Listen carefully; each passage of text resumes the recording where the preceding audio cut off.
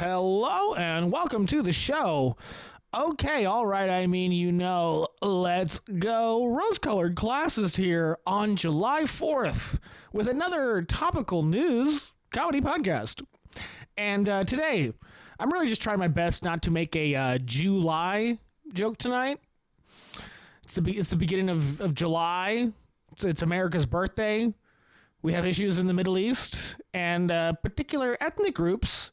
And today there's a lot of pressure to make a pun. Make a July pun. Yeah, tonight I'm going to be talking about America, the world empire. And there's going to be a lot of moments, a lot of opportunities to talk about the current times we're in and make a racial epitaph by pun. It's going to be difficult, but I think I'll pull through. Yeah, I ain't going to get caught up on race today. Not on July 4th. All right, America is 250 years old, and I will not talk about race relations. I could totally talk about a lot about race today, and I'm not going to do it. Totally not going to do it. I'm not even sure how long I can do this pod. I still have to listen to all the other podcasts. I mean, how much time can I really sink into doing this pod before I get wildly behind on all the other podcasts I have to listen to? Is one of the main things getting in the way of me doing my podcast is me listening to other people's podcasts. And it's a real ironic situation because I need their podcasts to make my podcast. But the more time I spend on my own podcast, the less time I spend listening to the good ones. The ones where you actually gain things, like information and actual, humor.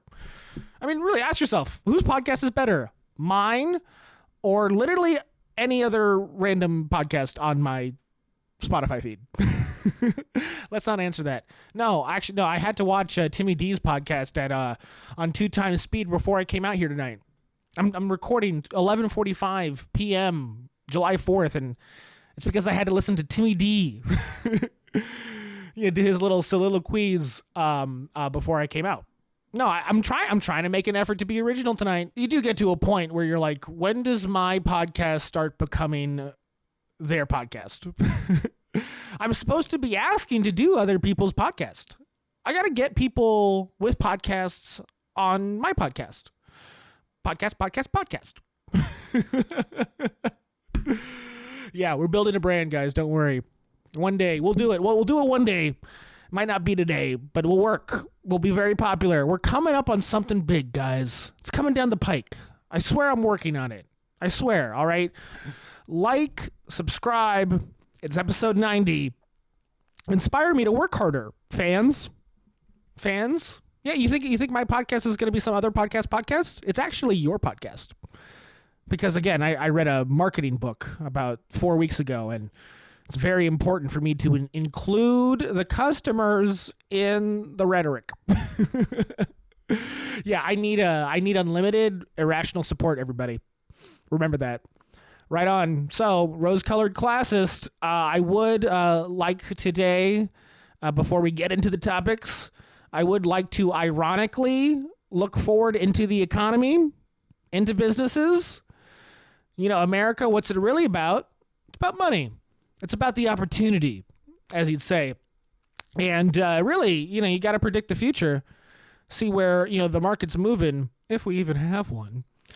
Yeah, what's my analysis of what's going on in business? Honestly, I think we're moving away from the idea of product and moving to the idea of personhood, right? America, all about the individual. Like for example, if you buy something at this moment in, the world, I sincerely believe it's because of a specific person who sold you on it. Right? Like you're not looking at the difference in products anymore. There's so many fucking products.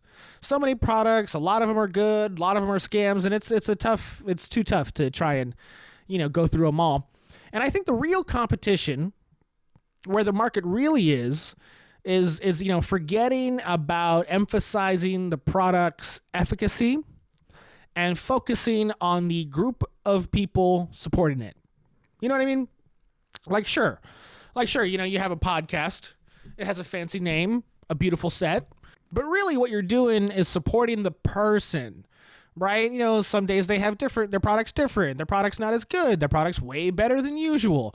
But why are you continually supporting and buying it? It's because of the guy. It's because of the guy and their, fucking eternal thoughts forever. All right? Their personality, experience, and dedicated opinion. You look at a lot of brands nowadays, a lot of services, and these guys, they become like, the spokesman for their own products and content. Right? The guy who made it has to be out in front. If the guy who made it isn't out front, I'm sure it's fucked up. That guy stole it. Whoever has its line about it. I mean, really think about it. Think about what you're consuming. What's the most consumed product in the world right now? It's media, right? And then water, I guess. But media, really. I mean, are you watching an influencer because, you like the content or you like the person? What's more important? That person, they can do any type of content, right? Like when you see a guy on that fucking thing, why do you keep watching? Right? Do you keep watching because it's like a branded product that, it's gone through some fucking, filter, some Fox News review? It's coming from, all those people who work on the papers and they're so diligent? Or is it because you believe in that person and what they're doing? All right? I mean, now that all these, all these media products, I guess that's how I would say it, all these media products are off the TV, off the provider, that everything is fucking, you can get anything and watch anything and see anything anywhere. Shopify's got the product, Amazon's got the product, Rumble's got the show, YouTube's got the show. You can get anything anywhere all the time, and fucking what is gonna make you care about it? Okay, I mean, dude, the options are limitless. I've seen stand-up comedy clips on Pornhub. All right? I don't care that my comedian is on Pornhub. I care that that's a comic and that fucking video was hilarious. I really needed a pick-me-up after I couldn't fucking find that porn video that really got me. I was scrolling and I almost, fell into despair. And then I saw a nice little bit. Not like that. Okay. I just, I believe business is moving to a place of like, sincere fame, right? I think every product in the economy has to be publicly supported. They need like a propaganda apparatus around it. Trying to sell a product off of, just this product's great. I don't think it works. I think there has to be, some trustworthy touchstone that you need to look at to convince you to buy it. I mean, come on, money's a little scarce. Well, actually, the money is everywhere and overinflated, and therefore it's worth nothing. You actually have too much of it, so the opposite is scarce. Anyway, I just, I think about how the economy is moving, how people have become very important in, people's purchasing patterns, and I wonder about it because, you have all these, figures from like the fucking 90s and 2000s, and, these people of the past, why were they famous? What, for reading someone else's words? For fucking reading the script, acting the play, wearing some jersey, all right? They're doing stuff, and they don't even own the rights to their own fucking first name.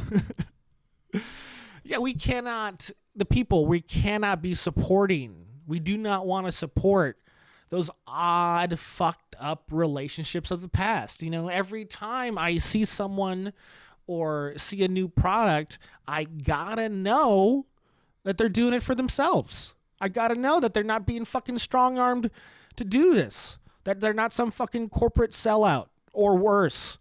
I mean, it's a serious business, with how the media is working. All these websites to post all your thoughts and feelings on. Maybe I should be more thankful for all these, communication, multimedia products.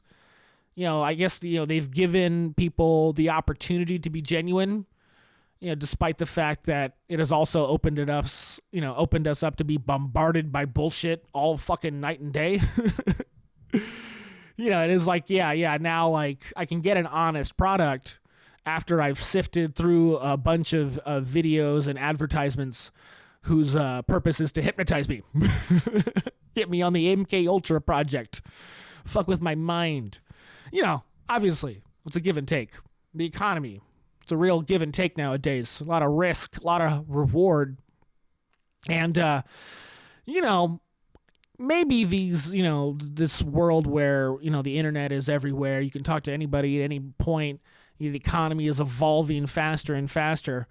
Like maybe these products are so game-changing, so inspiring that, it leads humans to actually innovate on what communication is, what coalition is. And we all, finally decide to organize under a common understanding. Or it's like the opposite of that. Or it's like the complete opposite of that. You ask what the purpose of the internet is, and, people just sit there going, I don't know, we have it, but why is it around? I don't know. Yeah, wake up. It's a common understanding among people nowadays that we are totally getting robbed of our data, right? Everybody's fucking, taking the leads from our little clicky clicks of, they're mining our data, selling it to strangers. Every fucking lawsuit I see is about how someone stole my fucking data. Yeah, here's the thing about that in the economy. You want to keep doing that? You want the money train to keep rolling? Here's the truth. Give me a cut of that. Give me a cut. Give me a cut. If you want me to be on my phone, fucking, being bombarded by bullshit, looking for one fucking honest moment, okay, go ahead. Fucking hypnotize me. But pay me to do it.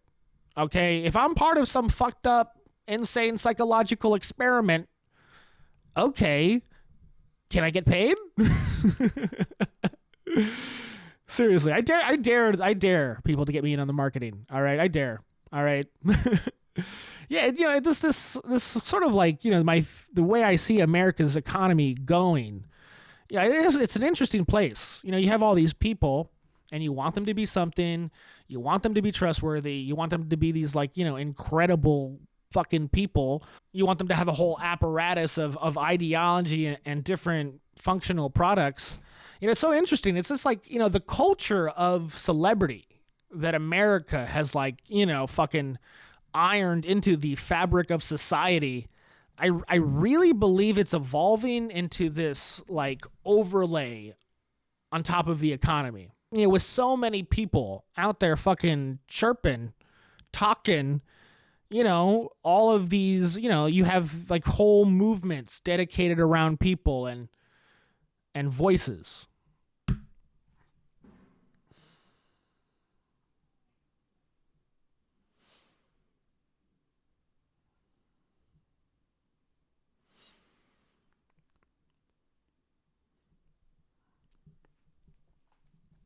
So as we move forward, as the economy grows, I think, who we know and why we know them are going to become more and more important. And then when you look at the people who are famous today, what's clear about them? What's clear is that either they're pushing extremely hard for some, idea of truth, or they're like balls to the wall liars. Right? It's a super extreme of these, celebrity personalities we have, and they have their own fucking entire ecosystem that belongs to it. All right? It is so different than the celebrity of old. All right? Those old celebrities, they had fucking, zero value. All right? In the 2000s, every fucking celebrity didn't mean nothing. All right? They had nothing to say. They had nothing to give. Just fucking, little icons and effigies. Mules to carry the water of corporatism.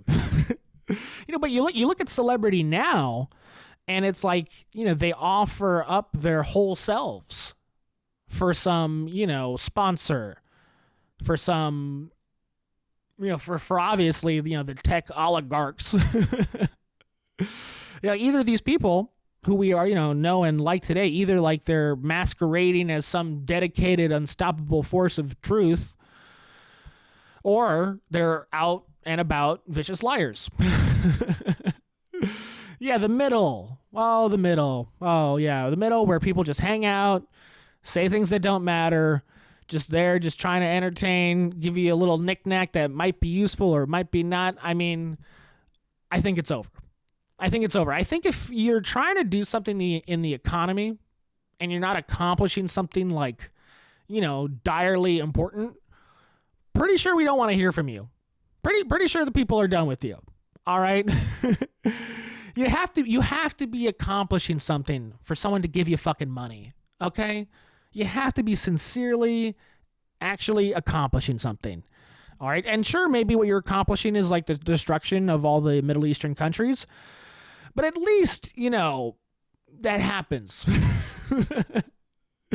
And we're done with the fucking vacuous purchases that, you buy once and it hangs up in your closet and no one fucking uses it for fucking a decade. All right, maybe, what you're accomplishing is revealing the nature of the people in power. I mean, for comedians, the only thing they're accomplishing is, getting people to date. Giving, couples a nice place to have a date sometime. But that's the truth. The joke for the joke's sake, I don't think it's real anymore. The product for the product's sake, beauty for beauty. It's just not it. That's just not what we're paying money for. It's fucking, man, it's fucking real out there. It's dire. Great Depression. Ain't nobody selling shit people don't need no more. That ain't happening. Okay. Yeah, man. July 4th. Super excited. America's 250 years old. Well, it's not 250 years old today. Technically, July 2nd was when America turned, was birthed. And really, I mean, this America that we're living in is not 250 years old. The America we're living in, it was, invented by FDR, Lyndon Johnson, Nixon, Reagan, tip of the hat to Bill Clinton, and of course, my guy, Jeffrey Epstein. And even if you're not, a weirdo like me who thinks all that stuff, I mean, 250 years, obviously, like, the Constitutional Convention was in the 1780s, after the Articles of Confederation failed miserably, I might add. It was probably sabotaged, right? Constitutional America, which I like, that's about 230. And really, I mean, the continuity of the American government and how it works and all the, amassed power, that was like invented when nuclear weapons became real, right? Right? The continuity of government. Does anyone know about that? I keep hearing this phrase getting talked about on the Mystery Boys podcast, which I think I will show at the end of tonight. I will show a little clip of the Mystery Boys talking about something. But yeah, does anyone know about the continuity of government? What is that? Could you comment about that? Is it something to do with what's happening under the Getty Center in Los Angeles? The center or the villa? Or maybe it's the center. Might be the villa. The villa's in Malibu. The center's in... Yeah, they're both on very oddly shaped mountains. Okay, I've been working as a process server, driving around town, and I see these places a lot. And they are odd. What is going on with America? I love it. I love this place. I'm even kind of happy about it. It's all pretty heavy sometimes, but I enjoy being here. Right? I love it. The blood, the soil, the multicultural democracy, imbued with libertarian values. I enjoy it. But I'm 31, and of course, whatever America I've idealized, probably doesn't exist. It stopped at least. Whatever happened, I mean, America, kind of looking at it, doesn't seem located in America, right? We have all these bases everywhere. Some of them are blown up now. Yeah, we went across the world, and, whatever international powers and partnerships we established after the end of, World War I and II, give it up for Mr. Woodrow, right? I mean, yeah, America, it's just, it's been in charge of the world. And, when I try and celebrate America or love America, I mean, am I celebrating the rest of the world? I don't know. Am I celebrating the specific land we have here? those wonderful ideas that have been left by the wayside. I mean, living in LA, I was just hit the other day with that whole like slavery Native American argument, about how there ain't much in America to celebrate. And that argument is tough. But again, I said I wouldn't talk about race tonight. Okay, it's not the real issue. Sorry, guys. Race is not the real issue in America. Hate to break it to you. I'm actually going to play a clip that is fucking, changed my life. Pretty serious about it, right? We all have a vision of America, what we want. But as the time moves on, as we learn how America really functions, what it means to be in charge of the world, it bumps pretty hard into our vision. It bumps pretty hard into what we think we are actually doing. And I couldn't say it better than the lady I'm going to bring up right now. We're going to lay out the worldview, man. What's really going on in this bitch? Okay, it's Sean Ryan. It's Candace Owens.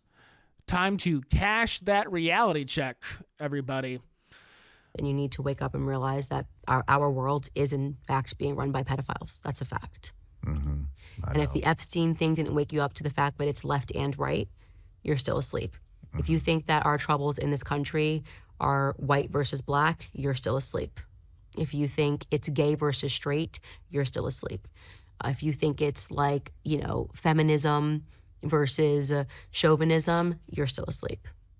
We've got way bigger problems, and these are ancient problems that we have. People that worship and summon demons and believe in the occult and do it in your face. I believe Charlie's assassination was an occult ritual. Everything about it. Yeah, everything about it.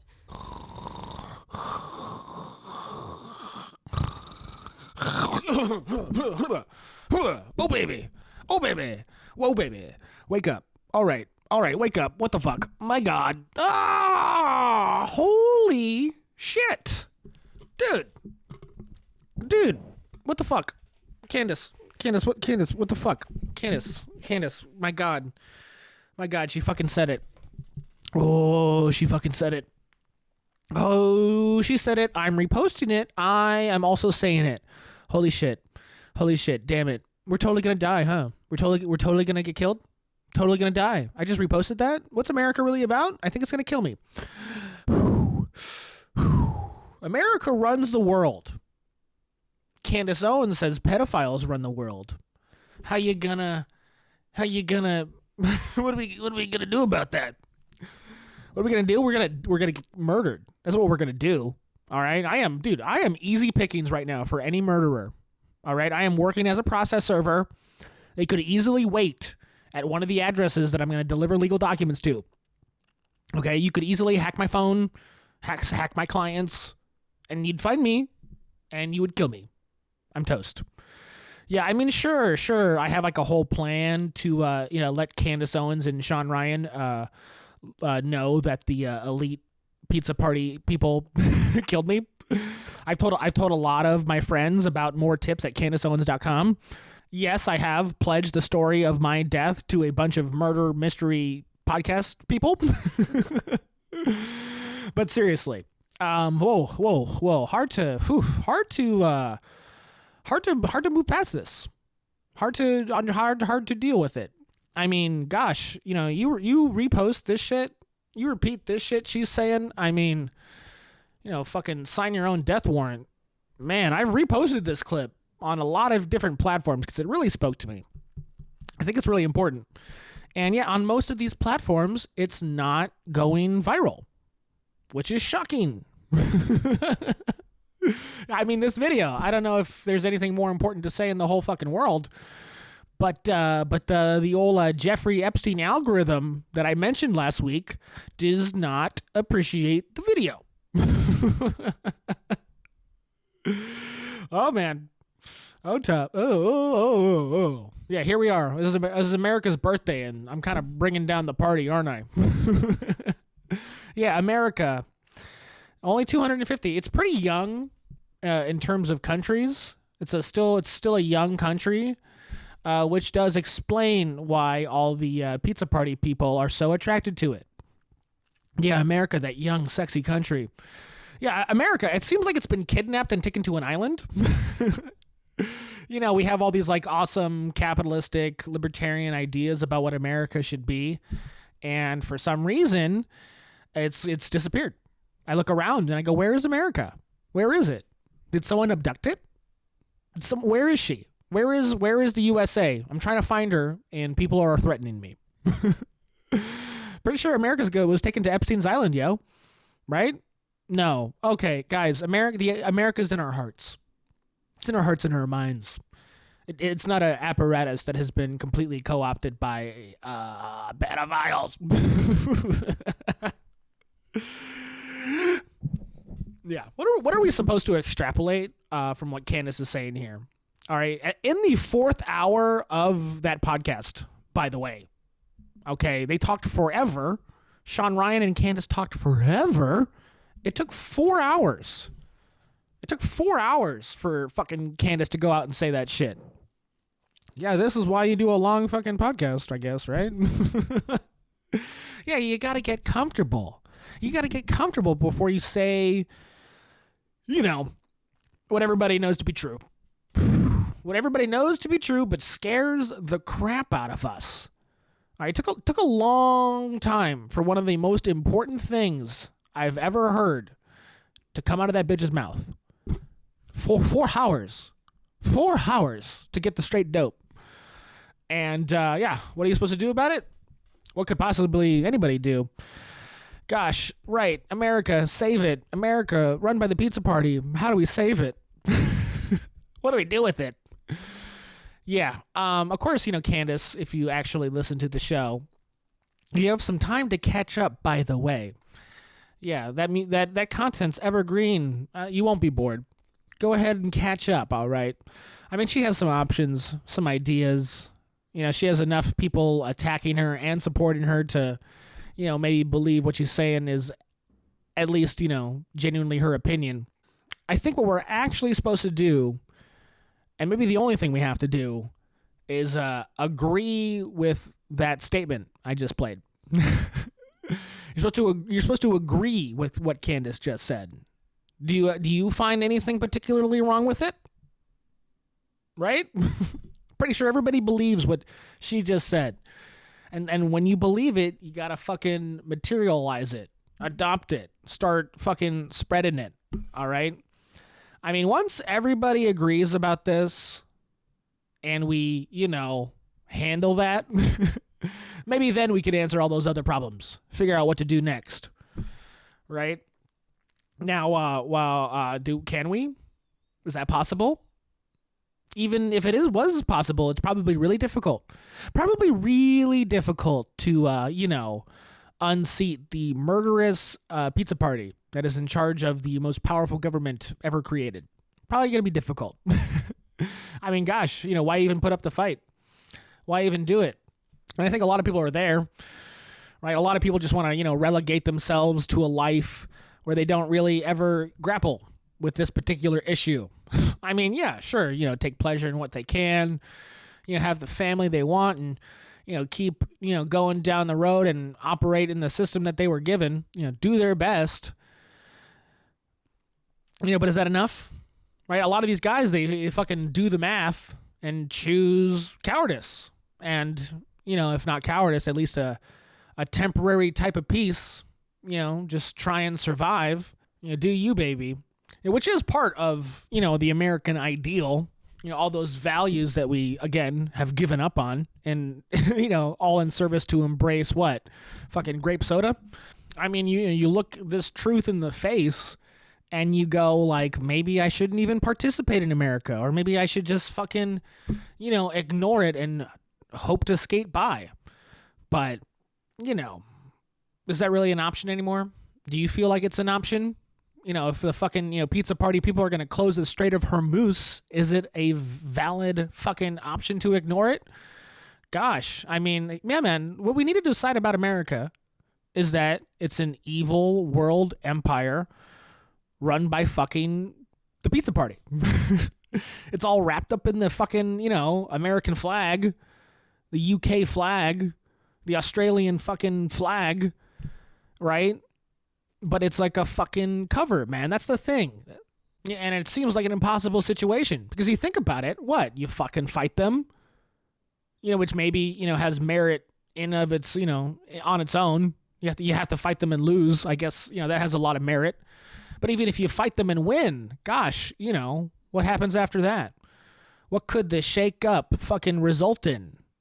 You could say the results are so bad now that you have to change it, but, you're not allowed to fucking stop there. You're not allowed to stop there. You win. You end pizza parties forever. What next? Someone say communism? Right? That's the thing. That's the thing. When you try and, muster the effort to defeat, these fucking insane elites, take back the justice system, holy shit, what could or should be left of America after that, right? Whatever America has turned into as we shed the evil, let the light into the dark, what the fuck could it result in? So I guess, that's the fucking tension in trying to accept this, extreme idea that Candace has brought to your attention. And when I say idea, I guess I mean fact, okay? And, it's a troubling situation. What could be next? Maybe I'll try and answer that at the end of the pod, right? Maybe I will. Did I even talk about what you said about Charlie Kirk? Okay. Intentional. All right. I do want to pitch a big ideological tent tonight. I really do. But, I want to pitch the tent, fucking zip it up and get the bag, the sleeping bag. Candace talked about waking up a lot.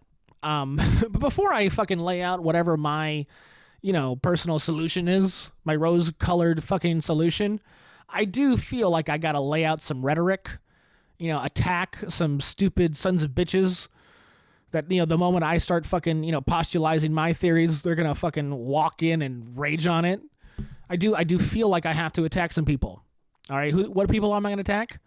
Well, if you listen to old Timmy D and he mentions who ruined the country, the people who let it get to this place, let Jeffrey Epstein flourish, I guess. Let the cops be corrupt, the FBI be corrupt, let their own leaders be assassinated and fucking, propagandized. They got propagandized and then they believe the lies. Those people, who are those people? It's the fucking boomers. These dumb cunts. The dumbest of cunts. And who is the dumbest cunt of them all? It's Bill Oreily. Fucking someone boom him, all right? Charlie Kirk got killed by the boom. Mike? All right. Let's watch this clip. Pierce Morgan, Bill Oreily. Let him, little Billy O, get him going. Al-Qaeda's a good guy. But when you hear Ben-Gvir saying he wants all of Lebanon to burn, what do you feel about that? That's stupid. Look, nobody in America knows who's running the Israeli government other than the name Netanyahu. Nobody cares. Okay, we're not involved with that at all.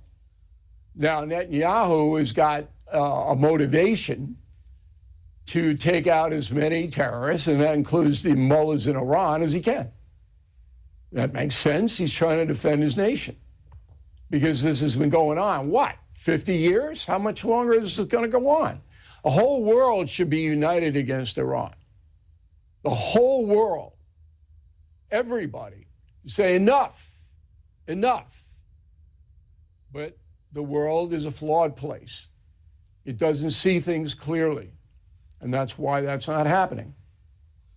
Bill Oreily, always good to get your perspective. Thank you very much indeed. Appreciate having me on, Piers. Oh, yeah. It's the world who doesn't see things clearly. Not the 80-year-old catcher mitt. Not Bill Oreily, the fucking Leatherface, who is part and parcel of how the world got so fucked up in the first place. All right, yeah, running cover for the pizza, Mr. Bill Oreily. I mean, holy shit. What are we talking about here? This is why I feel like I have to attack these people first, because they're just they're fucking ignorant. I can say whatever beautiful thing I want about what America should be or what America should do, but people like this, they're gonna stand right in front of me. Bill Oreily, he's saying people don't know anything about Israel besides fucking Bibi. Hey, buddy, I do. I do. I know things. I know the people. Fucking Candace and Sean just told me who Ben Gvir was. Watch that 4-hour podcast. It's not too long. They work it up. They get it all going. I mean, Bill Oreily. I'd love to have an opinion about Iran, but what? Bill says I'm an idiot? Bill Oreily, he says the whole world should be against Iran. Yet, when you look at it, the whole world's against Israel. And what's the reason for that? What's the reason? Well, people are dumb. The world just doesn't get it. But you know who does get it? Bill Oreily. Bill Oreily. Fucking 8-year-old fired Fox News guy. He knows it. Bill Oreily. He's the only guy who's ever known. Actually. How much do you know about him? He knows everything about him. Bill Oreily, he's looking in the mirror. He goes, I know it. I know everything. Yeah, Bill, he knows everything. He goes up to girls, and he goes up to girls who don't want to fuck him and say, you're not seeing things clearly. Lady, you're not seeing things clearly. You know you want to fuck me. The whole world should want to fuck me. What's going on here? You're not seeing it clearly. You can't be this dumb. You can't be this dumb and not fuck me. I'm Bill Oreily. You just don't get it. You don't get how great my cock is. Clearly, woman. If you don't love my cock, you're dumb. My name is Bill Oreily. If you don't get how great my fucking cock is, about how everyone should band together to suck it, then, the world's crazy. I'm Bill Oreily. I'm going to make you figure it out. I'm going to keep talking. You watch my program. I'm going to make you figure out how fucking bad you want to fucking fuck me. Yeah, I'm going to write a bunch of books. About how you should fuck me. I'm going to write a book about my cock. My name's Bill. Fucking, we'll do it live. I'll do my book live. I'll put my cock in a book live. I'll fuck you till you're not alive anymore. I'm fucking Bill Oreily. I'm old now. I'm an old Bill Oreily. I mean, yes, I was a fucking monster in my heyday, but now I'm old. And no one knows anything except me. Yep, no one knows anything except Billy fucking O. God damn it. Did he know Jeffrey Epstein? If he knows everything, he might know him. Yep, he knows him. No one's found out yet. Yeah, Bill, he wrote a book comparing Putin and the Ayatollah to Stalin and Chairman Mao. Yeah, I wonder if that is convenient propaganda for the industrial war complex at this particular moment. Yeah, Bill, what are you about? Whose team are you on?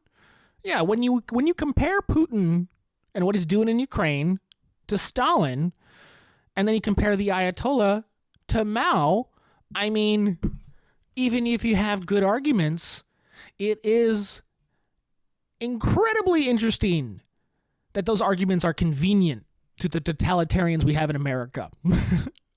Honestly, he's a propagandist genius. Bill Oreily, he fucking gets it. He fucking gets it, man. Please. He's really convincing to Pierce, too. Pierce seems totally on board. Gosh, I mean, the people. No one really believes this crap, right? But what he's saying about how people should feel. I mean, no, you can't believe it because, I don't know if you can tell, it runs directly into that first clip I played with Candace and Mr. Ryan. All right? It's so hard to believe these people when they're not fucking wrapping their head around this fucking, Jeffrey Epstein New World Order shit. If you're not incorporating that, Bill Oreily, I don't think you get it. I mean, it's so nuts. Bill, he's trying to, compare totalitarian leaders, and it's like, boy, buddy, in America, we live in totalitarianism, and unfortunately, we don't even know who it is. Okay? That's actually, their countries are better than ours because of that. All right? I mean, yeah, seriously, does anyone actually think Trump is our particular totalitarian? Do you think it was Obama? Do you think it was Biden? No. Everyone here believes that we have a faceless fucking CIA totalitarian fucking entity. All right? We have some mysterious noble emperor of mankind. Okay? We're all living in the fucking Imperium over here. Gosh, I have been really into Warhammer 40K lately, and I've just been paying so much attention to it because it's fucking relatable. All right? It was made in the 80s, just like, the culture that Jeffrey Epstein created. It's moved on to this time, and it's adapted. All right.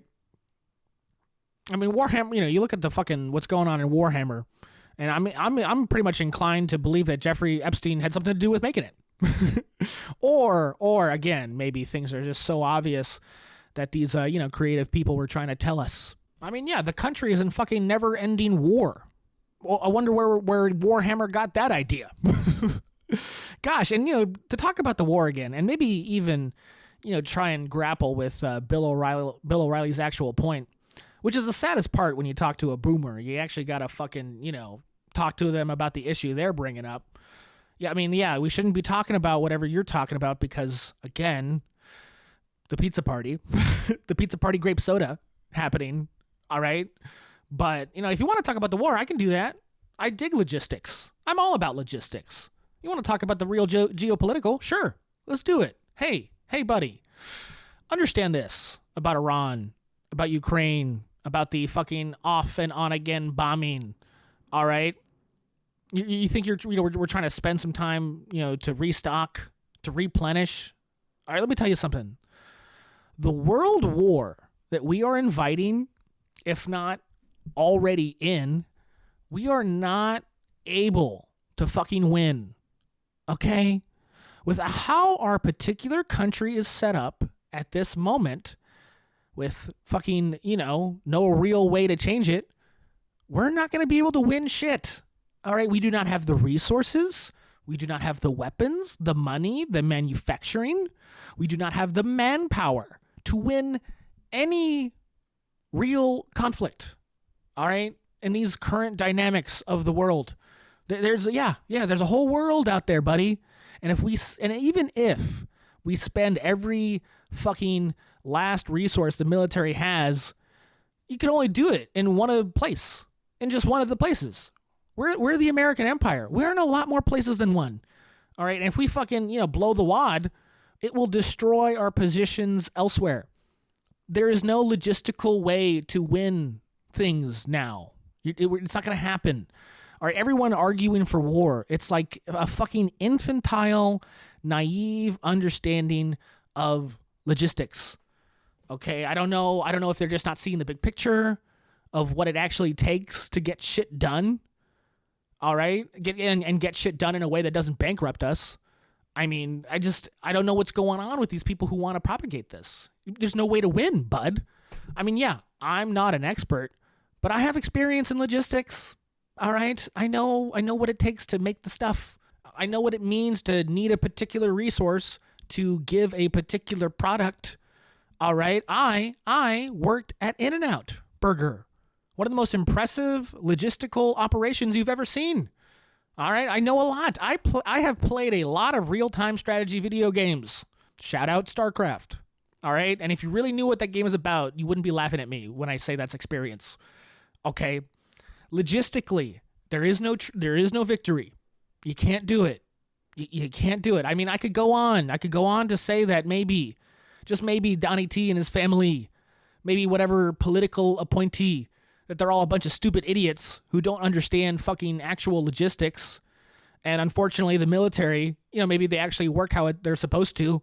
Let the civilians control it, and they hear these fucking idiots who don't understand how hard it is to fucking fly 9,000 miles.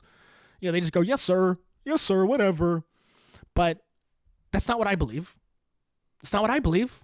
What I believe is that the military are controlled by specific people with specific interests, and they're fucking sick pedophiles. They're crazy, insane, psychopathic pedophiles. And what they do is they create problems that don't exist to distract from the fact that they're pedophiles. What reasons we are so unable to win this war logistically, and it's so obvious. Whatever particular reason you could want to do this, I mean, what's left? Seriously. I mean, really, yeah, if you want to go back into the geopolitical, let me tell you, whenever you're looking at all of what it takes to win this war, make sure we're secure elsewhere, I don't understand where they could be getting the idea that they can do this. Why would you do this? You're bound to fail. The only reason you would do this is to create some insane distraction. All right, yeah, because it's so obvious. I mean, go back let's go back to the geopolitical whatever. All right, if you look at what it takes to win this war, make sure we're secure all over the rest of the world, try and prevent a catastrophic loss or two. We don't got the meat. We don't got it. We don't got the cheese. It's a fucking blue screen of death, man. We don't got it. And the only reason you could want to go through with this is because you're legitimately trying to destroy us. What's going on here? I mean, this is the problem. This is how crazy it is for us. All right? Yeah, we know we don't have shit. Yet they're still trying to overcommit us. And what's the point? So what? America can fucking finally reach the breaking point and have us, completely, realign and materialize a whole like big change in the economy, fucking World War II style.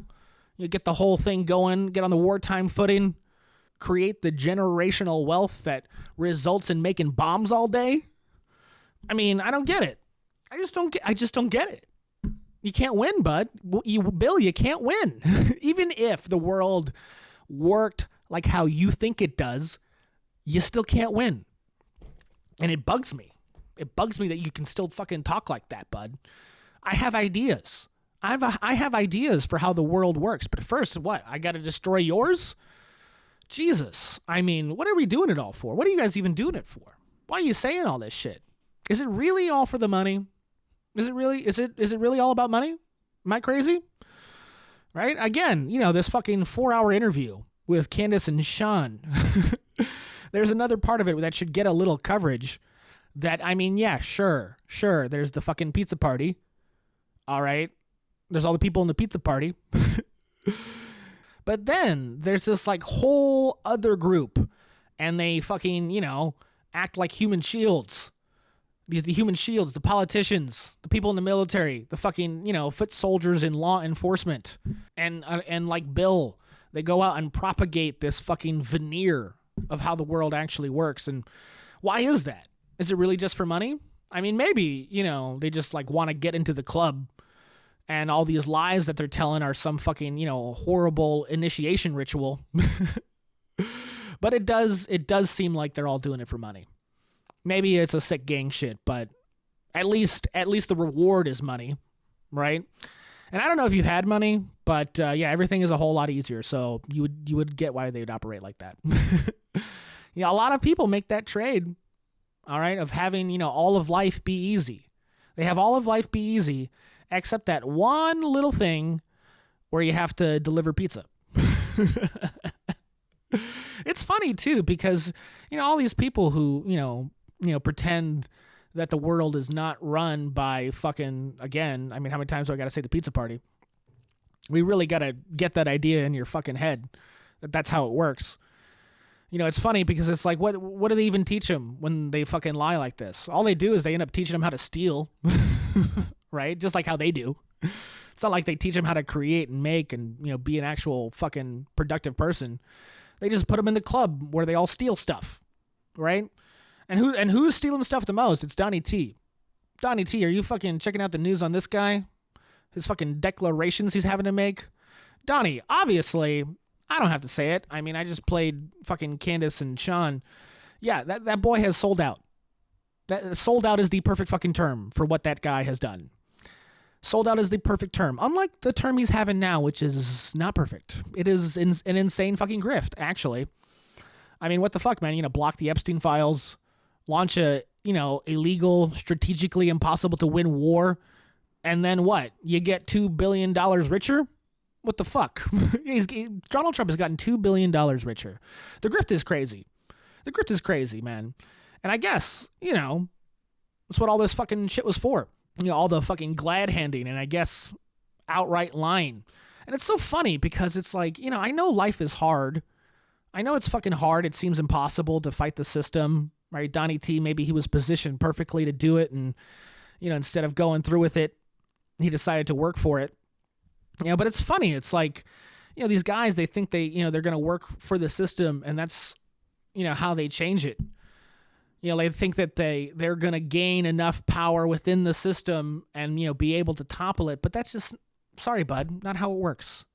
All right, actually, if you work within the system, get more power in the system, what actually happens is the system itself grows more powerful. All right? You're going to take money from the pizza party. Well, how do you think that works? How do you think that fucking works? What does it mean when you work for somebody and then they pay you? What that means is they're making a lot more money than they're paying you. Yeah, man. I mean, come on. Your goal is to, it's so funny. Your goal is to use the system to fight the system. But when you do that, the system then grows much more powerful and difficult to defeat, and you can't fucking do it. All right? So, instead, they decide to grift. And can we blame them? Well, let's play these two girls who do blame them. It's Crystal. It's Emily. Breaking points. Counter the breaking points. Let's fucking run it. Watch this clip, Betty. The details here that we are learning with regard to the truly, truly extraordinary corruption to the tune of billions of dollars in a single year to Trump, and then even more to his family. And I'm going to fully get into that today. In any case, Trump got asked about some of these new disclosures. Let's go ahead and take a listen to how he is responding to some of these new revelations. I don't get involved in my personal. We have funds that run my money. Well, you are benefiting. Well, I've made a lot of money before I became president, and they invest my money, and I don't talk to them. I don't even speak to them. So I have many people, I don't know what they call it, closed accounts or something. You put your money in, and that's it. I don't talk to them. They're big institutions, and they run it. But yeah, I've had a great career. In business, I've had a great career. It's about conflict of interest. I don't know if I've had a better career in politics or business, but I had a great career in business. And, you saw the cash, and you report the different things. And what they do is, we gave it, I think it's called the blind account, but they take it. And I never speak to any of the people that run the money, but they're at big institutions, and they invest in whatever they invest. But the critics say you're profiting off the president. Well, you know why I'm profiting? Because the stock market's going up. Everybody's profiting. If you have a 401k, how's your 401k done? It's about up 85%. Thank you, President Trump. There's actually so much to get into just with that one clip, Emily. First of all, for those of you who are just listening, standing in the background are his two sons, who are deeply involved in all of the business ventures, maybe not specifically the stock trading, although who knows, but the crypto ventures, which are where the vast bulk of the wealth has been accumulated in Trump 2.0. That is run by his sons. He's like, I don't talk to the money people. They're standing right there, and they're your own children. Okay, so that's number one. Number two, he says, oh, well, my money went up because the stock market went up because I'm such a great president. Everybody's benefiting. Well, again, the vast bulk of the wealth that has been accumulated is billions of dollars from these crypto scams, which anybody out there who has crypto holdings, you tell me how the crypto market has been doing, and specifically how your investments, if you dare to invest in like the Trump coin, how they did. There's a breakdown we're going to show you in a moment.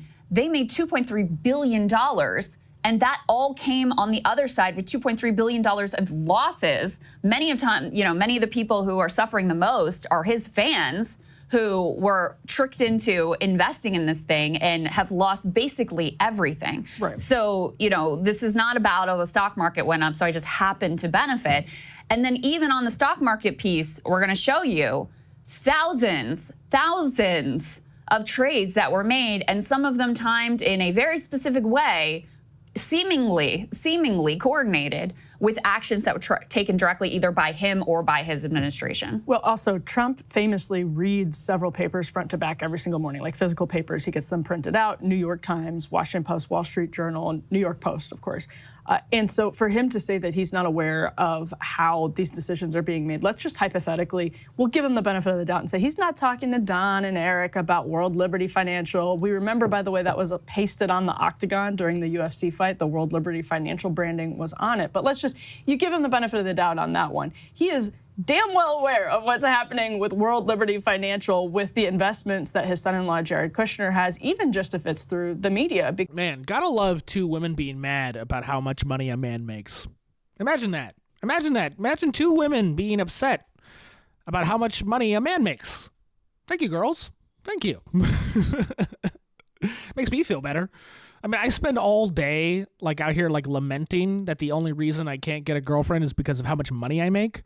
And here we have these two beautiful, smart, thoughtful women totally shitting on that idea. And thank you. Thank you, girls. I guess, on the other hand, it's tough to say, but maybe women, not only do they want me to make money, but they want me to do it in an honest way. And while that seems unfair, I kind of do understand that point. Mostly because of that first clip I played. Jesus, it really ruins it all. It really, the fact that the PDF files control the world really ruins my, really ruins my plans. Anyway, I don't know. Like, what are we talking about here? Right? I mean, women, they want me to be alpha, but also they want me to be nice. The male struggle. How am I supposed to stop people like Jeffrey Epstein if I'm not some fucking mean psycho? Come on. Right on. Right, just before I talk about the real joke of what's going on here, the fact that fucking Donnie T, he's, he's the special guest at the pizza party. I do want to admit some bias in this reporting. And when I say bias, I mean that I have a crush on Emily over on the breaking counter points. I'd break her on the counter. That's a joke. I'm sorry. I just, the fact that the PDF files run the country and I like humor like this it's a tough break. It's really ruined it for me. And that's why I think I'm biased, because maybe in relation to the economy of the celebrity that I mentioned earlier, that I do feel like I would just believe anything Emily says. All right. I have a crush and I will do my best to work through it, but it's just hard for me to talk about it honestly. All right, just props to the smart blonde girl. I have a type. Yikes. Right. Now, really, what I want to talk about is the other smart blonde girl, Donald Trump and his children. That video is hilarious of Donnie talking. Right, his kids in the background just standing all bow-legged. They're just standing there. Look at Don Jr. His fucking legs are just fucking split open. His hips look like they fucking, are in a lot of pain right now. Honestly, he kind of looks like he's about to start doing a Russian dance. Remember Donnie T in Russia? But right, the money. All right, maybe Donnie's got something going on. Of course, you have Emily doing the devil's advocate. But Donnie has made some fucking key stock trades, some very well-timed investments. He's fucking into the drones. He's mining tungsten in Kazakhstan or something. I mean, this guy. Yes. While he might have his own story, from the outside, it does look like it's the most corrupt president in history. It does kind of look like that. I mean, who would have thunk it, right? I mean, it is so sad. It's so sad that the fucking, the Democrats were trying to tell us that he was one of the worst guys ever, but they didn't have enough like moral standing for anybody to believe it. And now the only thing to believe is that, they're all fucking having a pizza party together. But it is sad. I mean, it is sad. I mean, Donnie, gosh, what do we really think about this guy? Did people really believe that his like near-death experience in Butler changed him? Breaking Points didn't, if you were following the fucking show. I mean, everybody thinks the fucking assassination is fake anyway now. It's just like, it's hard to believe, but all politicians grift. And, I guess it's crazy that we thought Trump wouldn't be mainly concerned with it. I mean, did we think he wouldn't grift? I think we thought he would grift, but to this extent, gosh. And then you look at how we're just finding out about it now, year and a half in. Why has it been so understated? Because obviously he's doing a lot of things worse than grifting. How did this happen? Why did we all vote for him? Did I vote for him? No, I didn't. Just, it's so sad. We did not accept the fact that fucking PDF files run the world. Therefore, we let fucking Donnie get another run at it. All right? If we understood that fact, accepted it, operated off of it, maybe this guy actually doesn't get in. Maybe no one gets in. You'd hope at least. Gosh, man. I'm innocent. I didn't vote for him. I'm innocent. I'm totally innocent. I'm clearly doing that George Carlin thing where with the fact, when I don't vote, I then complain about it never ending. Because I didn't do anything wrong. You guys did. And when I say you guys, I mean my comedy peers. Right. I mean, this is what it is at the surface, right? All they want to do is fucking make money. I mean, yeah, I guess, I get it. I mean, yeah, I guess all they want to do is make money. And that's, all there really is to do on this fucking planet anyway. I mean, that's it. It's all for money. Can we accept that? Maybe even the fucking pizza party people. I mean, what? Are we supposed to think that they sacrifice children for fun? No, they do it for money. And it's shocking how it works. It totally seems to work. I mean, dude, it seems in the world we're living in, if you really want to make some money, try sacrificing a child to Moloch. It seems to be the play. Yeah, we were always obsessed with get-rich-quick schemes. I think I found a new one. Child sacrifice. Someone write that sketch. I think I will. It's the get-rich scheme of child sacrifice. I think that'll be fun.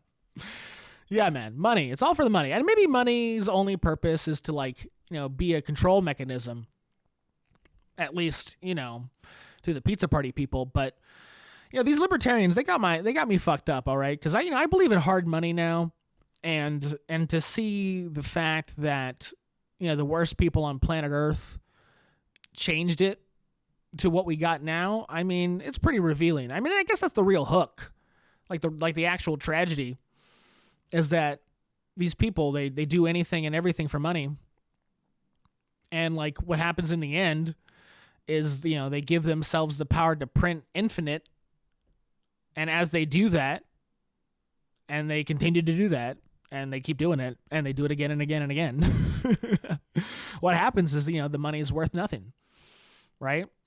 And sure, these rich people, they have the islands they buy, they have the rich castles they build, they make that fucking bunker.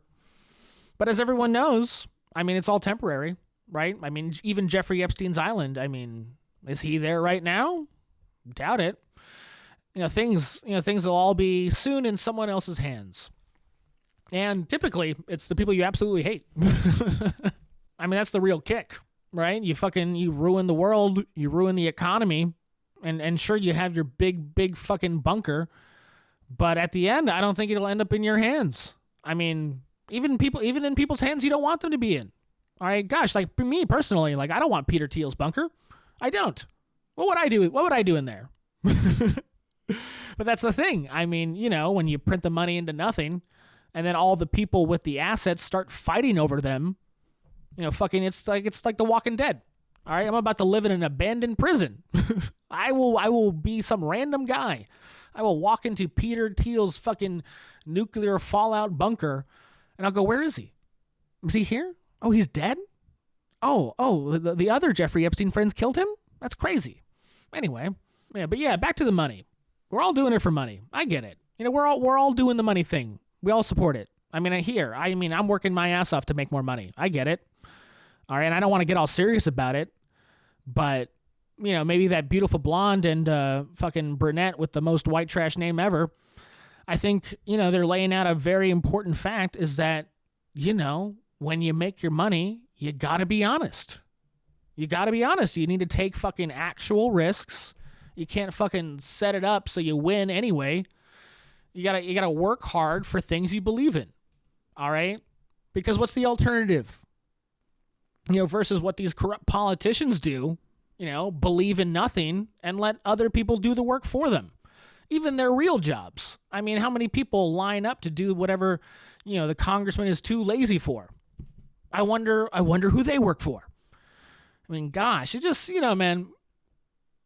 I mean, looking at how the world works, if you think being a criminal piece of shit is something difficult, I mean, it ain't. Seems clear that these guys are fucking morons, right? Fucking Donnie T. Jr. and Eric standing over there like a bunch of lunks. I do not see intelligence on their faces. Even Donnie, I mean, gosh, it seems that the only person worth a damn in this whole network of pizza partiers was fucking Jeffrey Epstein himself. This whole thing is falling apart without him. Everybody realizes the jig is up. Yeah, Jeffrey, this guy was the glue that kept the stickers on the paper. Goddamn. I mean, yeah, as it all falls apart, I guess, as America becomes 250, the real question is what do we rebuild ourselves into? All right, there's a fucking reckoning coming. All right, and hopefully it's just political. It's likely, economic, but whatever's fucking coming down the tube, the train has left the station and it is on schedule for its next arrival. All right, something's coming, man. And what should we be doing? What kind of country should we fucking make for the time after 250? I mean, if everything goes the way it needs to for peaceful, calm change, what really needs to happen in America is Congress needs to pass laws. States need to pass constitutional amendments. All right? That's the only way I see this thing going down, right? Okay, and what? If that doesn't happen, well, Jesus, war in the streets, around the globe, bedlam. Yeah, you think the Strait of Hormuz is closed now?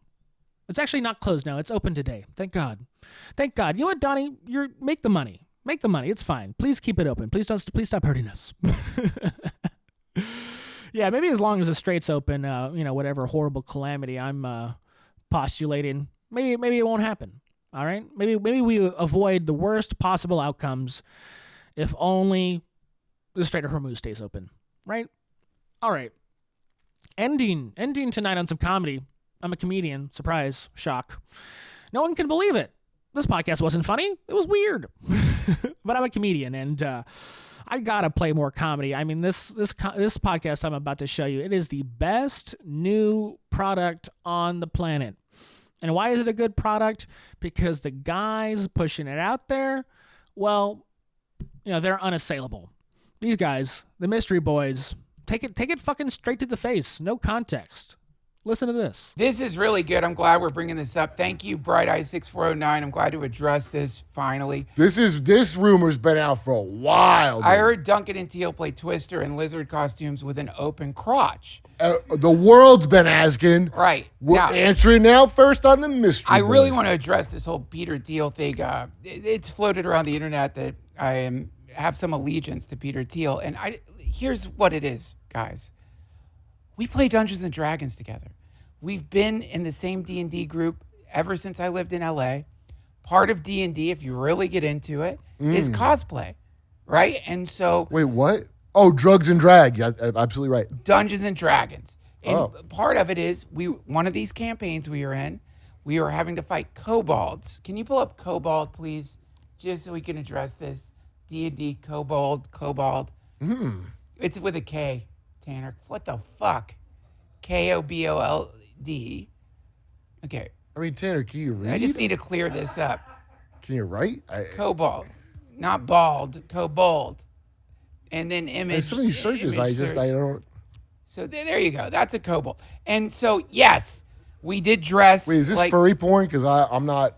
I'm healed of that. By the love of God. Honestly, you can. By the love of Rastafari and Haile Selassie. All the offensive things you say, I don't mind. But please, that don't is make sexual. Fun of D&D. That is sexual. Not sexual. I know porn when I see it. I am boned the fuck up. It is erotic, but it doesn't mean that it's. What porn. is the definition of pornography? I don't know, but if I'm boned up, I know you're trying to. I fuck drew me. that one. Look at her feet. The one to the left, right there. That's my art. Wait a minute. These are porns, right? I know. This is just. Well, I think that pretty much sums it up. I think that explained what this whole podcast is really about. Gosh, guys, so funny. Drugs and drag. We all got to go play drugs and drag with Peter Thiel. Yeah, man, we dress up like Reptar. We take a bunch of Molly and fucking play Twister. That's not a common game. We all don't want to play that. Right on. Yeah, more to the super powerful. Totally cool. Super chill. I mean, hey, guys, you think I'm making fun of the pizza party people? Hey, fucking murder the mystery boys first, okay? If you're going to kill anybody, kill these guys first. They're doing a lot more damage to the system than I ever could. I mean, I'm out here as a semi-serious person. I seem to be just making a lot of statements. But these guys, on the other hand, I mean, Come on, they have hardly anything left to live for. They're going out. All right, they'll say anything. They'll really tell you what's going on. I mean, Duncan, he's confessing his relations with Peter Thiel. It's a lot more dangerous to Peter than whatever I'm going to say, right? These guys are at their wits' end. Gosh, one day, White Claws, they're going to go out of business, and then fucking Kurt's going to set himself on fire in front of the distillery. All right? He doesn't care about anything. He'll fucking reveal the system. He'll agree with Candace Owens right now. Like, yeah, like Duncan, what? You think he really cares about his kids? You're not going to threaten his kids. He doesn't care, all right? Fucking, what? He's hoping you get him hooked on heroin, all right? He's hoping that you fucking give him an overdose. Label it a suicide. All right, do those things to them before you do anything to me, all right? I'm not going to get any views on this episode. I'm not a threat. I'm clearly a narcissist, serious psychopath, probably. I mean, gosh, look at me. What kind of guy would do 90 podcasts with fucking, 10 viewers on average? I'm not well. I'm on the edge, ready to boil over. I'm kidding. Thank you, people, for watching. And speaking of people watching, Peter Thiel. This is why I like the Mystery Boys. That was the real point of that bit, is to tell you how fucking much of a freak Peter Thiel is. All right, and he's the last guy to talk about. All right, I say the world's run by the pizza party. This is the guy. I mean, sure, I'm screaming all night and day about Jeffrey, but as time moves on, you gotta wonder who is the next piece to play, right? Jeffrey, he's gone. He's the queen. He's gone off the chessboard, but his sacrifice, I do not think was in vain. All right, because we have Peter Thiel, the bishop, fucking, there's a piece of shit, and he's going on an offensive. I feel it. Peter Thiel, God. Just the kind of person we don't need right now. Personally, I mean, everyone says it. His name is an anagram for the reptile, and that's kind of unnecessary at this moment. We just don't need that kind of odd coincidence. All right, if the whole world is run by who I'm saying over and over again, I don't need a guy named the Reptile around. I mean, seriously, if you're like a billionaire bent on, surveilling the whole world, I'd rather have your name not a reference to the serpent in the Garden of Eden. He's out there talking about the Antichrist. I don't need that guy to do that. I mean, Jesus. I really, this is like that part of like the fucking weirdo occult whatever that is just, so bothersome. It's so like, makes you realize that every issue we talk about with friends is sort of irrelevant to this. That maybe like 100% of our attention should be going to it. Because the worst part is, like, not only are they doing all that stuff to the pizza, but they also pretty sure fuck animals. And yeah, they fuck animals. They fuck kids. They turn kids into animals. Turn the animals into kids. Don't get me on cloning. Peter Thiel has some clones somewhere, I bet.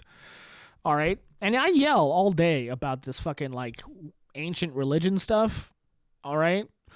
And the biggest part about ancient religion is all, like, the animal references, all right?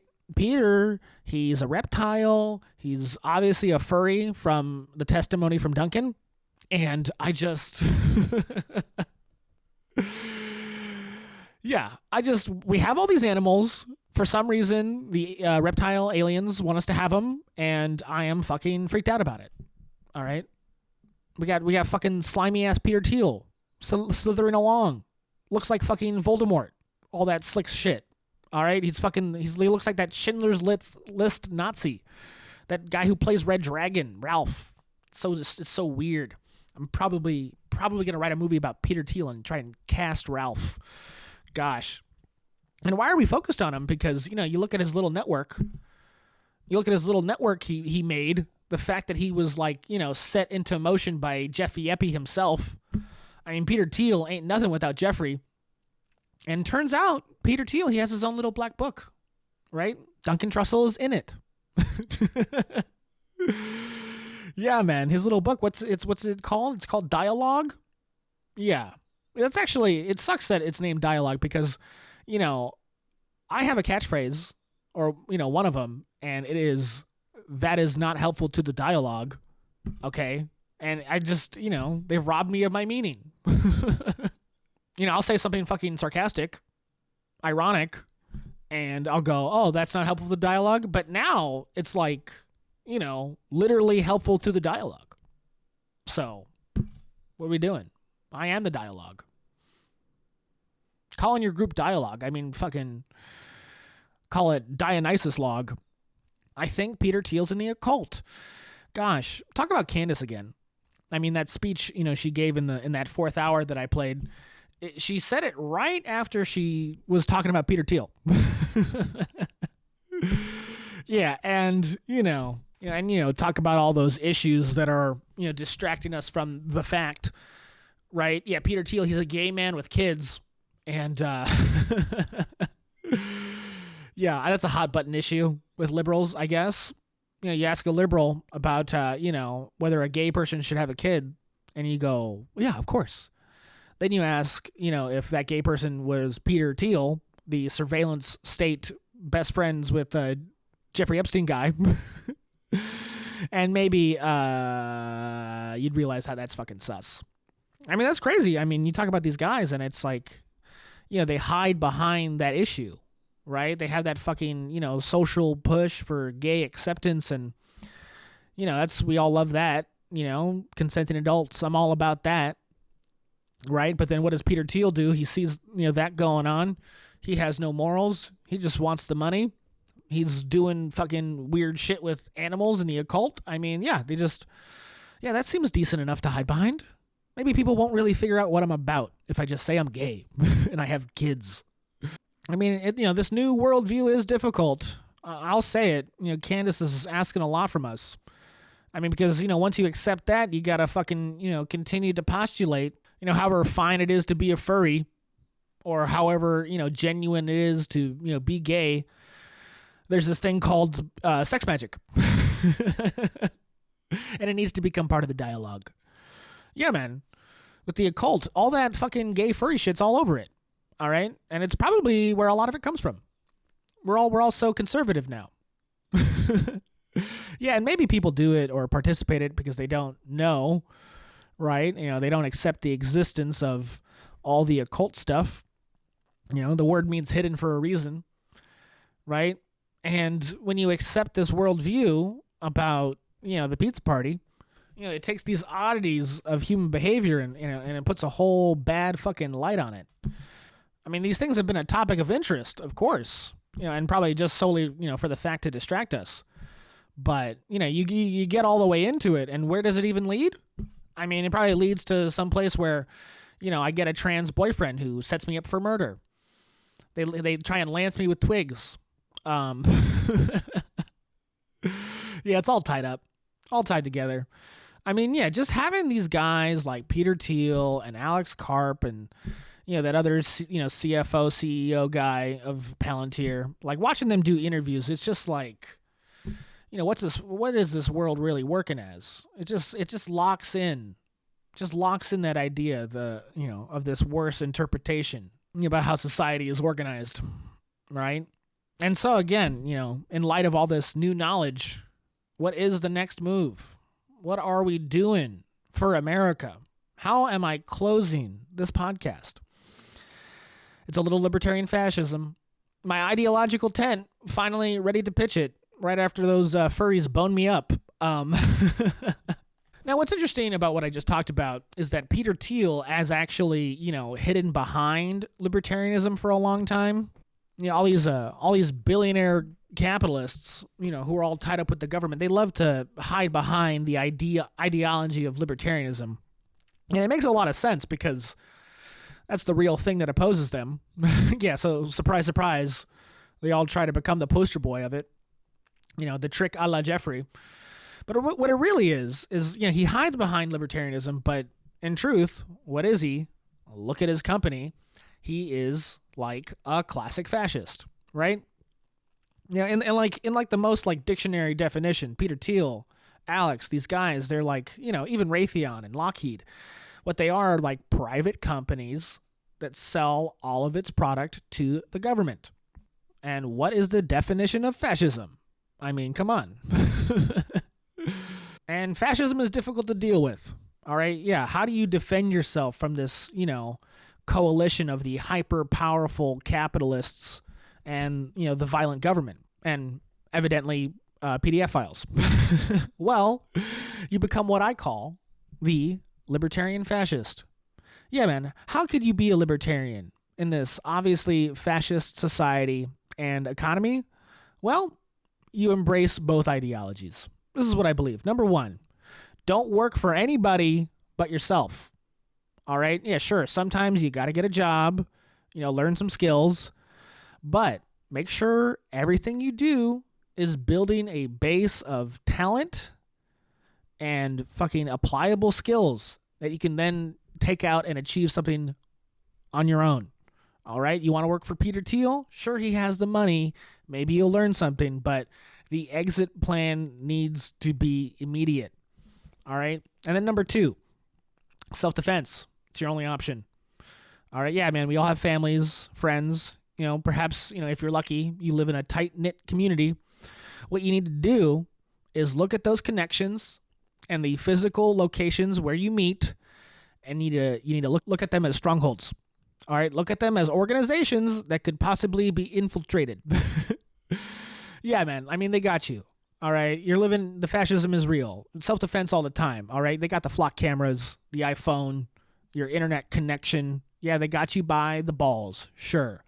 But you really got to ask yourself, how can you act defensive, create some kind of offense, by legal organization, figure out a way to control who you know, and take these tools of, technological surveillance and not only use them to your advantage, but, defend yourself from technological attack, man.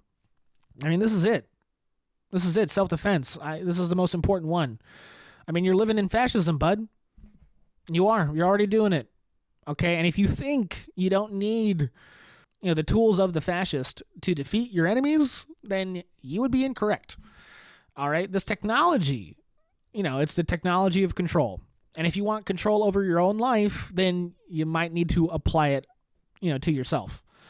This is what I mean about libertarian fascism. You gotta become your own fucking fascist, man. What other choices you got?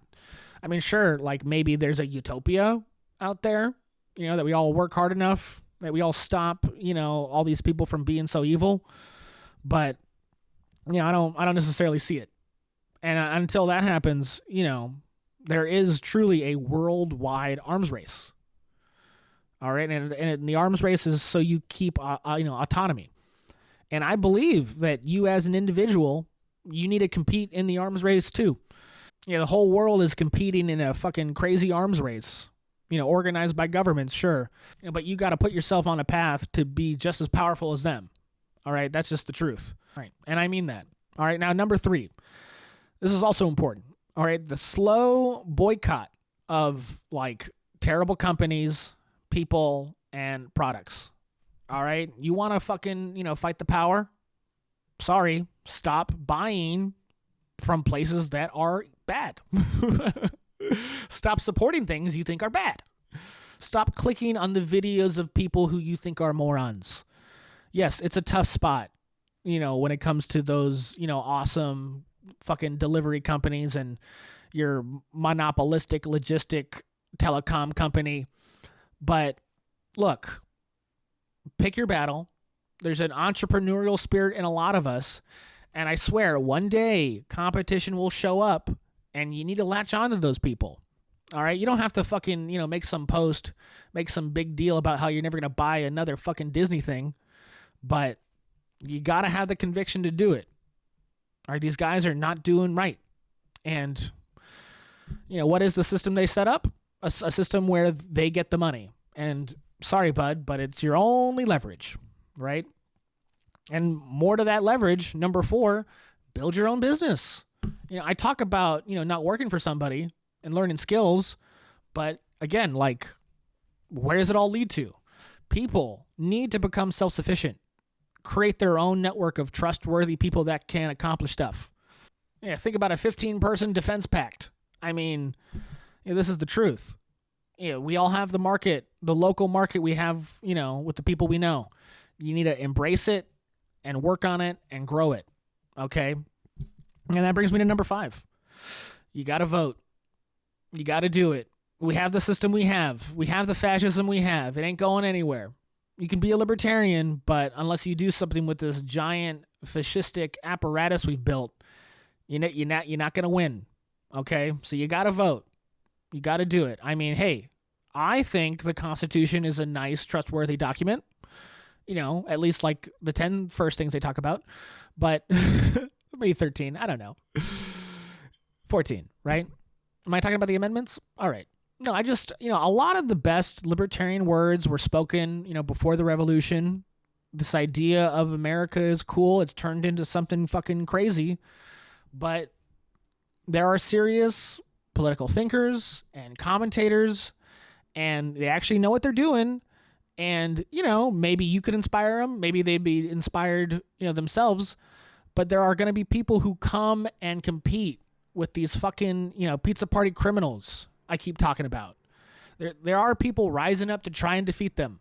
Okay, and if they need you to vote, need you to work, maybe even give them $1 or $2, you got to do it.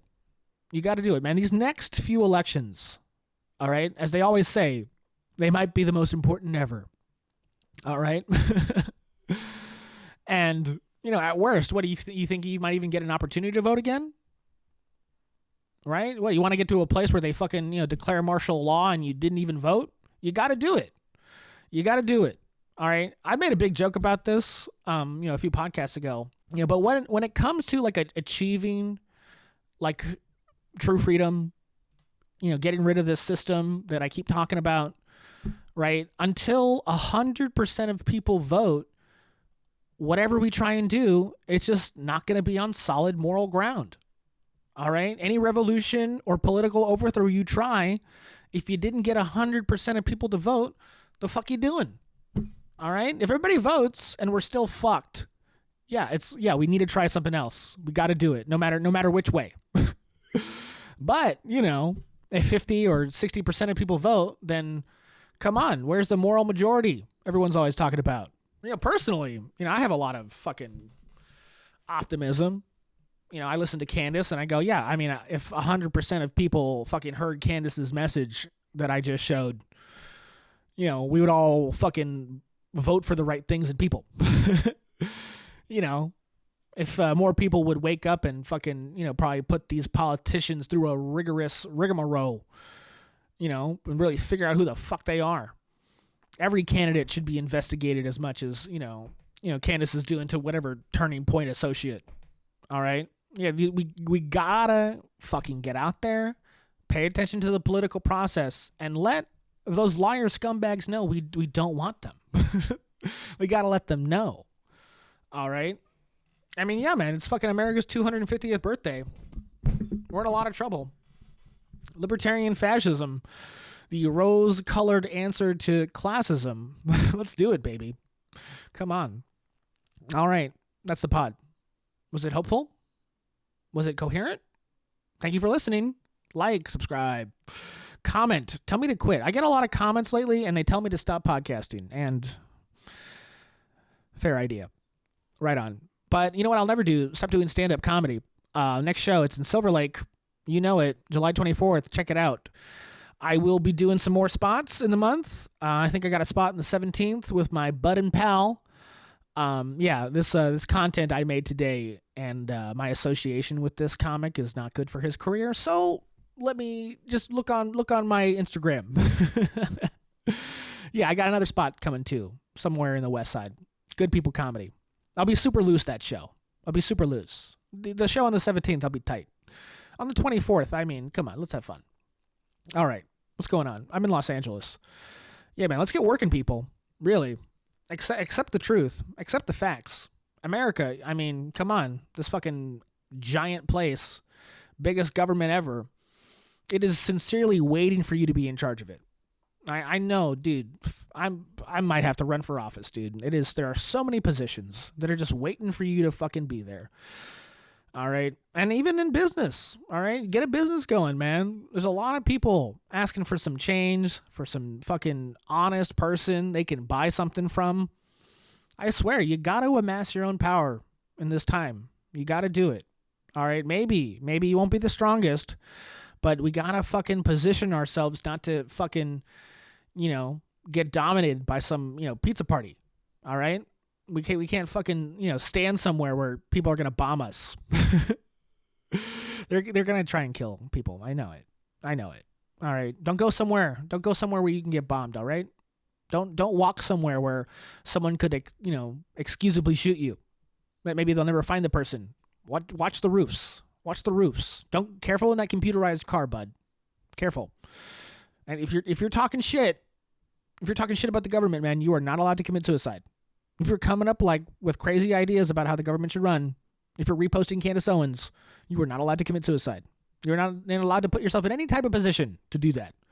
Avoid the cliffs. Probably stop swimming. All right? I mean that. All right? I'm sorry you can't commit suicide. It sucks. No, I understand some people who do it. All right? Yeah, life is hard. And I understand why you would do it. But unfortunately, because of Jeffrey Epstein, you don't have that option. All right. You got to work. You got to be out there. Right on. I'm shadow banned, aren't I? I'm shadow banned as of today for sure. And my voice will never reach anybody. I swear, I posted that Candace clip just by itself on YouTube. It got 2 views. That doesn't seem right. I posted it on Instagram, which also posted to Facebook, and 78,000. Mark Zuckerberg, I'm a fan right now. Marky Mark, keep it up. Who's owning YouTube? Is it Jeffrey Epstein? Right on. Someone tonight is going to light a firework next to my building and shoot me in the head with a sniper rifle. I feel that.